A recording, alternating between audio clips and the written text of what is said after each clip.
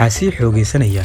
doonka ku aadan in ra'iisul wasaare Maxamed Xuseen Rooble uu doonayo inuu isku soo sharaxo xilka madaxweynaha Soomaaliya ee doorashada la qorsheeyay Oktoobar 10 sanadkan aynu ku guda jirno.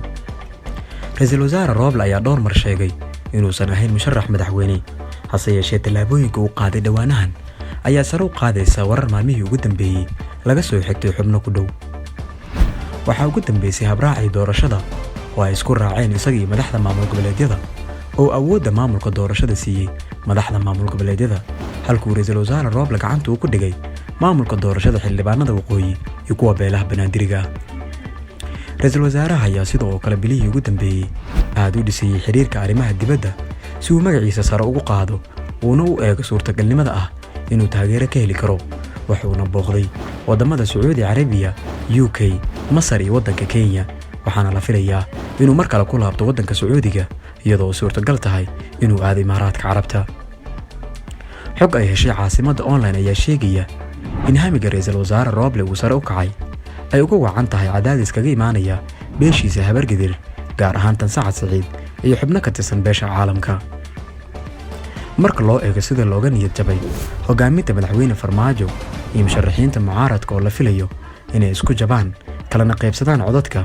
inta diidan madaxweyne Farmaajo ayaa beesha ra'iisul wasaare Rooble waxaa lagu waramayaa inay rumaysan tahay inuu yahay fursadda kale ay xilka ku heli karaan, iyada oo musharaxiinta kale ay beesha aysan haysan wax fursad ah oo muuqda. sidoo kale wakiilo ka tirsan beesha caalamka ayaa lagu waramayaa in sababta Rooble ay uga cadaadinayaan inuu xilkan raadiyo ay tahay inay ku nidijibiyaan madaxweyne Farmaajo oo ay rumaysan yihiin in haddii dib loo soo doorto ay ka dhigan tahay in Soomaaliya ay galayso dagaal sokeeye. wakiilada caalamku ay og yihiin in ra'iisul wasaare Rooble uusan rajo lahayn, hase yeeshee waxay sharaxaadiisa u arkaan inay dhaawac weyn ku tahay madaxweyne Farmaajo, waxaana sidaasi caasimada online u sheegay xildhibaan codsaday in aan la magacaabin. ra'iisul wasaare Rooble ayaa dhankiisa la rumaysan yahay in cadaadisyadaani ay ku dhaliyeen in haddii uu si wanaagsan u hago doorashada xildhibaanada soona celiyo xiriirka dalalka saaxiibada la ah Soomaaliya ee uu mar hore gooyay Farmaajo ay gacan weyn siin karto. dhinaca kale, ra'iisul wasaare Maxamed Xuseen Rooble oo hadda madax u ah guddiga wadatashiga qaran ayaa waxaa muuqata inuusan awoodiisa saarin jidinta doorashada oo marar badan dhici weyday isagoo ku mashquulsan safar dibadda ah, taasi oo cagajiid ku riday socodkii doorashada oo aqalka sare weli la soo dhameyn, weliban uu taagan yahay khilaafka garabyada Somaliland. hore waxa uu soo baxay warar sheegaya in madaxweyne Farmaajo uu doonayo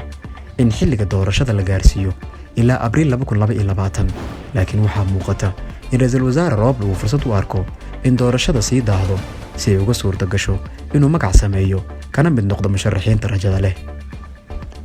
ra'iisul wasaare Rooble kama gaabsado inuu ahaa ninka dalka badbaadiyay ka gadaal markii uu Farmaajo ku dhaqaaqay muddo kororsi fashilmay, wuxuuna sidoo kale ku celceliyay inuu doorasho xalaal ah qabanayo halka uu Farmaajo rabay doorasho uu asaga ku soo laabto.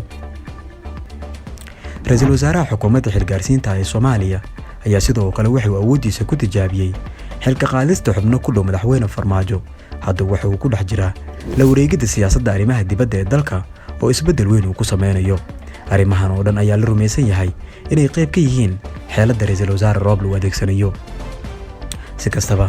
musharaxnimo kasta uu ku dhawaaqo ra'iisul wasaare Maxamed Xuseen Rooble haddiiba uu go'aansado waxay imaan doontaa oo keliya marka la soo gabagabeeyo doorashada xildhibaanada ama lagu dhawaado